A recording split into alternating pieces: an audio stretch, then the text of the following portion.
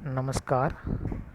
आज हम प्राकृतिक संसाधन वन के बारे में अध्ययन करेंगे।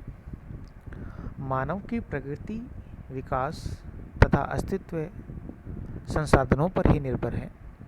मानव जीवन जिन आधारभूत साधनों पर निर्भर है और जिनसे उसकी भौतिक एवं सांस्कृतिक आवश्यकताओं की पूर्ति होती है, वे सभी संसाधन हैं। कोई भी वस्तु मानव की आवश्यकता की पूर्ति करने पर ही संसाधन बनती है। निस्संदेह मानव ज्ञान ही प्राकृतिक वस्तुओं को संसाधन का रूप देता है, अन्यथा उसका कोई मूल्य नहीं होता है। इसलिए कहा भी गया है कि संसाधन होते नहीं हैं बल्कि बनाए जाते हैं। मानव की किसी भी प्रकार की आवश्यकता की पूर्ति करने वाले तत्वों को संसाधन के नाम से संबोधित किया जाता है। अब हम बात करते हैं संसाधन क्या है। संसाधन से अभिप्राय अवलंब या जीवन यापन के साधन से है। संसाधन शब्द रिसोर्स का हिंदी अनुवाद है, जो कि री अर्थात पुनः तथा सोर्स अर्थात साधन से मिलकर बना है। इसका अभिप्राय है पुनः पूर्ति करने वाले साधन या पदार्थ।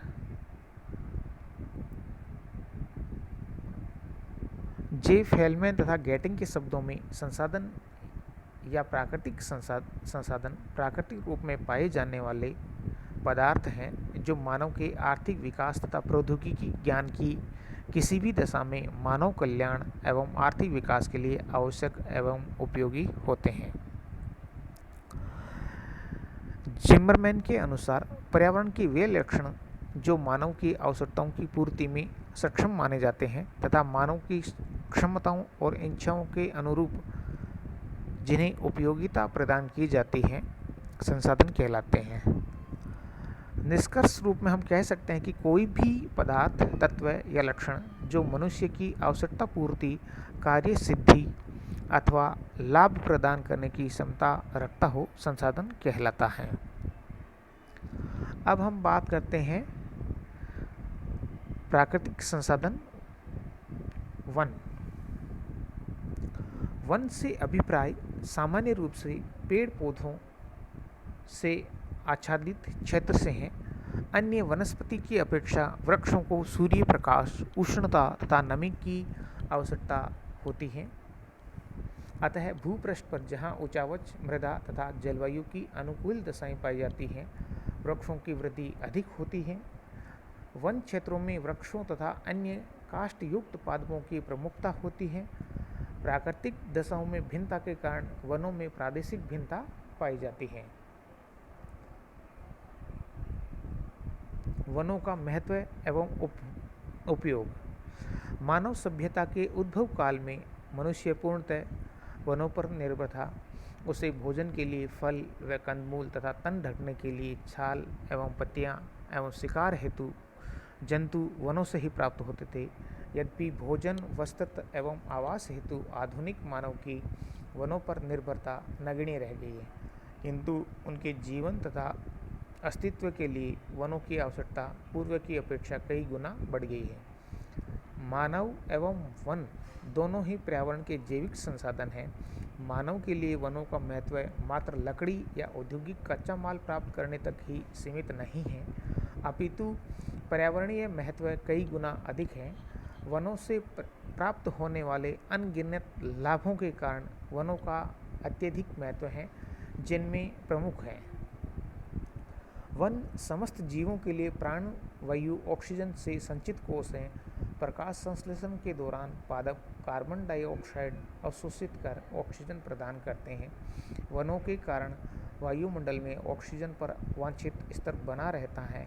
एक औसत वृक्ष प्रति वर्ष 12 टन कार्बन डाइऑक्साइड अवशोषित करता है तथा प्रतिदिन 36 व्यक्तियों की आवश्यकता जितनी ऑक्सीजन देता है। ये जल और मिट्टी जैसे महत्वपूर्ण संसाधनों का संरक्षण करते हैं, जिससे भूजल स्तर में वृद्धि होती है तथा भूक्षरण रोकता है तथा बाढ़ों की विभीषिका कम होती है। वन वर्षा को आकर्षित करते हैं तथा वातावरण में आर्द्रता बनाए रखते हैं, इसलिए वनाच्छादित क्षेत्रों में वर्षा अधिक होती है। वृक्षों से गिरने वाली पत्तियां तथा विभिन्न जीवों के अवशेष मिट्टी में मिलकर ह्यूमस की मात्रा बढ़ाते हैं, जिससे भूमि की उर्वरता बढ़ती है। वन पारिस्थितिक संतुलन में महत्वपूर्ण भूमिका निभाने वाले विभिन्न वन्य प्राणियों को भोजन तथा प्राकृतिक आश्रय प्रदान करते हैं। इनसे उद्योगों के लिए कच्चा माल, कागज, दिया सलाई, रेयान, रबर आदि उद्योग तथा परिवहन व निर्माण में उपयोगी इमारती लकड़ी प्राप्त होती है। इनके अतिरिक्त फल फूल, जड़ी बूटियाँ, गोंद, छाल, लाख, कत्था, जलौ लकड़ी आदि गौण उपज प्राप्त होती है। वृक्ष अनेक प्रकार की विषैली गैसों का अवशोषण कर प्रदूषण रोकते हैं तथा वायुमंडल को स्वच्छ बनाए रखते हैं। विश्व तापन ग्लोबल वार्मिंग रोकने में भी वनों की महत्वपूर्ण भूमिका है। इनसे प्राकृतिक सौंदर्य में अभिवृद्धि होती है तथा पर्यटन को बढ़ावा मिलता है। अतः स्पष्ट है कि वन हमारे लिए आर्थिक एवं पर्यावरण दृष्टि से अत्यधिक महत्वपूर्ण है। इसी कारण इसे हरा सोना भी कहते हैं। 1952 में राष्ट्रीय घोषित वन नीति में वनों का महत्व इस प्रकार व्यक्त किया गया है। प्रकृति की अर्थव्यवस्था में वृक्षों का बड़ा महत्वपूर्ण स्थान है। वे पर्वतों को आबद्ध करते हैं, वर्षा को आकर्षित करते हैं, नदियों को अनुशासित रखते हैं, बाढ़ों को नियंत्रित करते हैं, स्रोतों को संपोषित करते हैं, पवनों व आंधियों के मार्ग में अवरुद्ध बनते हैं, पशु पक्षियों व शाकों का पोषण करते हैं, वायु को स्वच्छ व शीतल रखते हैं, नित्यवाही जल स्रोतों के संरक्षक हैं, धूल भरे बाउंड्रों से बचाने वाले प्राकृतिक रक्षक हैं, मृदा अपरदन रोकते हैं, भूजल स्तर में वृद्धि करते हैं, फल फूल, इमारती लकड़ी, जलावन आदि कई वनोत्पाद प्रदान करते हैं। अब हम बात करते हैं वन विनाश की। प्राकृतिक या मानवीय कारकों से वनों का नष्ट होना या वन क्षेत्रों की कमी आना वन विनाश कहलाता है। प्रमुखतः वनों की कटाई से ही वनों का विनाश होता है। अतः दोनों का प्रयोग समान अर्थ में किया जाता है। वन उन्मूलन या वन विनाश का दुष्प्रभाव समस्त जीव मंडल पर पड़ता है। भूपृष्ठ पर वन विनाश जारी रहने से वनों का क्षेत्र निरंतर संकुचित होता जा रहा है। लगभग 11,000 वर्ष पूर्व जब मानव ने कृषि प्रारंभ की थी, स्थल भाग का लगभग 45% वनाच्छादित था। कृषि विस्तार, पशुचारण, नगरीकरण, औद्योगिकरण, वाणिज्य, लकड़ी कटाई आदि कारणों से वनाच्छादित क्षेत्र निरंतर घटता चला गया। वर्तमान में पृथ्वी के मात्र 30% स्थल भाग पर ही वनों का विस्तार है। 20वीं शताब्दी में वन विनाश तीव्र गति से हुआ है। इस अवधि में कुल वन क्षेत्र 463 करोड़ हेक्टेयर घट गया, अर्थात 2/3 वन नष्ट हो गए।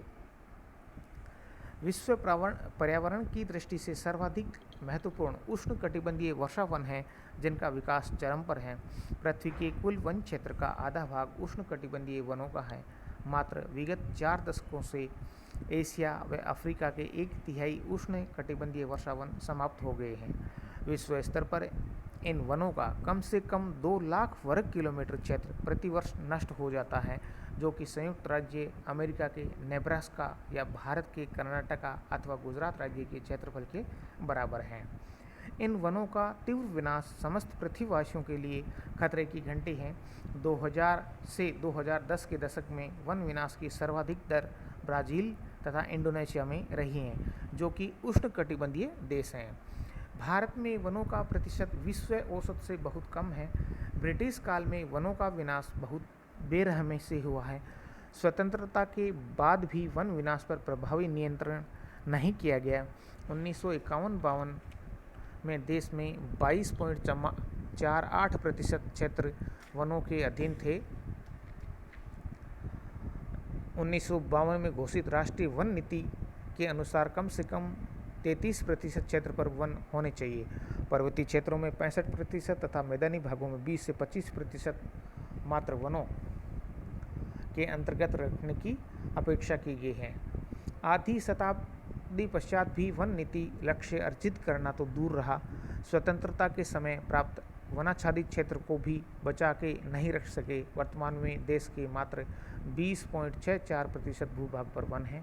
इनमें से अधिकांश पहाड़ी व दुर्गम भागों में है। मैदानी भागों में तो वनों का लगभग सफाया हो गए हैं। विश्व वन्य जीव कोष की रिपोर्ट के अनुसार अन्य देशों की तुलना में भारत में शीतोष्ण वनों का तेजी से क्षरण हो रहा है। कुल मिलाकर भारत में वनों की स्थिति अत्यंत चिंताजनक है।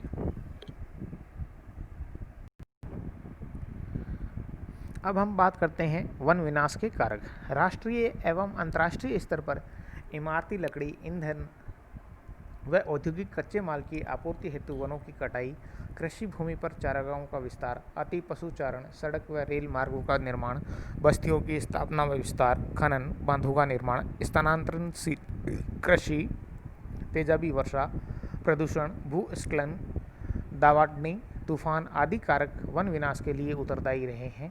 इमारती लकड़ी के दोहन तथा खनन तथा बांध परियोजनाओं से वन संपदा का अत्यधिक हानि हुई है। इमारती लकड़ी का निष्कर्षण। वन विनाश का प्रमुख कारण लकड़ी प्राप्त करने के लिए वनों की कटाई। लकड़ी कठोर तथा नरम दोनों प्रकार की होती है। वनों से प्राप्त लकड़ी का लगभग 42% भाग इमारती लकड़ी के रूप में होता है, जो सर्वाधिक है। ईंधन के रूप में 38%, औद्योगिक कच्चे माल के रूप में 10% तथा शेष अन्य कार्यों में प्रयुक्त की जाती है। गोल लट्ठे के रूप में प्राप्त इमारती लकड़ी का उपयोग भवन निर्माण, पुल निर्माण, नाव, पोत, रेलवे स्लीपर, रेल के डिब्बे, ट्रंक व बस के ढांचे, पेटियां, फर्नीचर, बिजली के खंभे, पैकिंग इत्यादि में बड़े पैमाने पर किया जाता है। नरम लकड़ी। सामान्यतः समशीतोष्ण कटिबंध के शंकुधारी वनों की लकड़ी नरम होती है, जिसका उपयोग कागज, लुगदी, रेयन, दिया सिलाई, प्लाईवुड, पैकिंग आदि उद्योगों के कच्चे माल के रूप में किया जाता है।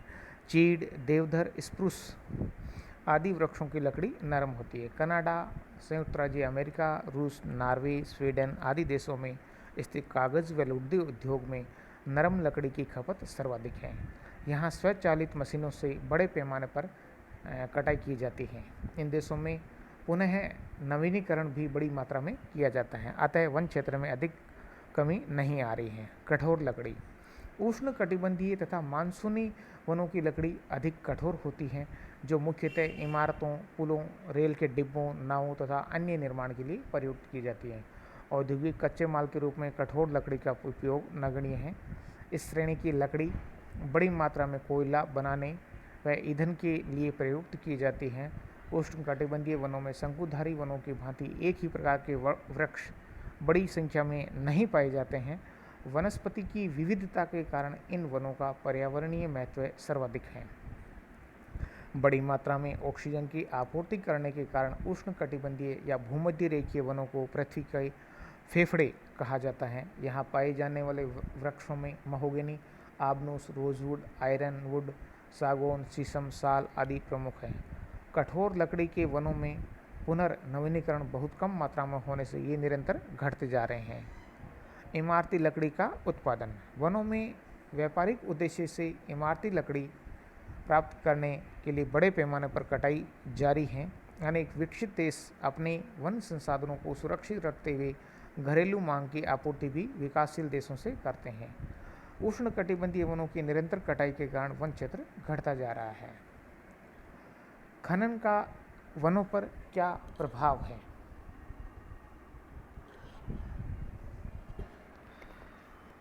भूगर्भ में छिपी खनिज संपदा को प्राप्त करने के लिए मानव ने भूपृष्ठ की वन संपदा का बहुत विनाश किया है। यद्यपि मानव प्राचीन काल से ही भूगर्भ से खनिज निकालता रहा है, किंतु जब उत्खनन सीमित क्षेत्र में होने के कारण पर्यावरण को विशेष क्षति नहीं होती थी। वर्तमान में मानव के तकनीकी ज्ञान में वृद्धि तथा औद्योगिक क्रांति के पश्चात उत्खनन क्षमता बढ़ गई है। खनिजों का उत्पादन वृहत स्तर पर होने लगा। वनाच्छादित क्षेत्रों में संचित खनिजों के दोहन हेतु वनों का विनाश किए जाने लगा। आधुनिक काल में उत्खनन वन विनाश का प्रमुख कारण बन गया। अनियोजित एवं अनियंत्रित खनन से वनों की अत्यधिक हानि एवं पर्यावरणीय ह्रास की दर बढ़ गई है। बांध एवं उनका वनों पर प्रभाव। बहुउद्देशीय परियोजनाओं के बड़े रूप में बांधों का निर्माण किया गया है। निस्संदेह बांधों के निर्माण में आर्थिक विकास होता है, किंतु इसकी कीमत पर्यावरणीय ह्रास के रूप में चुकानी पड़ती है। इन बांधों के निर्माण से पर्यावरण की अत्यधिक क्षति होती है। विश्व पर्यावरण की दृष्टि से सर्वाधिक महत्वपूर्ण उष्णकटिबंधीय वनों में किए गए बड़े बांधों के निर्माण से अमूल्य वन संपदा नष्ट हुई है। इसमें डाइमा, ब्रोकोपोंडई, कोलंबिया, फिलीपींस आदि के बांध प्रमुख हैं। वनाच्छादित क्षेत्रों में बांधों के निर्माण से जो प्रभावित होने वाली जो जनजाति है, उनके ऊपर हम जो प्रभाव हैं उनको देखते हैं। बांधों के निर्माण तथा वन विनाश से जनजाति संख्या सर्वाधिक प्रभावित होती है। प्राय सघन वन, घास के मैदान अथवा दुर्गम प्राकृतिक परिवेश में बड़ी संख्या में जनजातीय समुदाय निवास करते हैं। मध्य अफ्रीका में पिग्मी, मलाया में सेमांग व सकाई, भारत में नागा, गोंड आदि मूलतः वनों में निवास करने वाली जनजातियां हैं। इनका वनों से अटूट संबंध होता है। दैनिक जीवन की अधिकांश आवश्यकताएं वनों से पूरी होती हैं। वन्य प्राणियों का आखेड़ तथा वनों से एकत्रित फल व कंदमूल इनका भोजन होता है। कुछ आदिवासी समुदाय झूमिंग कृषि करते हैं। इसमें वनों को काटकर या जलाकर साफ की गई भूमि पर 2-3 वर्ष तक मोटे अनाज उत्पन्न किए जाते हैं, फिर क्षेत्र बदल लिया जाता है। इनके आवास वृक्षों की शाखाओं एवं टहनियों से तैयार किए जाते हैं। कुछ क्षेत्रों में वृक्षों की पत्तियां व छाल का प्रयोग तन ढकने के लिए किया जाता है। इस प्रकार जनजातियों का जीवन पूर्णतः प्राकृतिक वनों पर निर्भर करता है। अतः हम देखते हैं कि वर्तमान में जो वनों का विस्तार है वो कम हो रहा है और बहुत सारी ऐसी संस्थाएं हैं जो वनों को बचाए रखने के लिए निरंतर कार्य कर रही हैं और आगे भी इस तरह के कार्य करते रहेंगे जो वनों के विनाश को नुकसान नहीं पहुंचाते हुए वनों का बचाव करेंगे। धन्यवाद।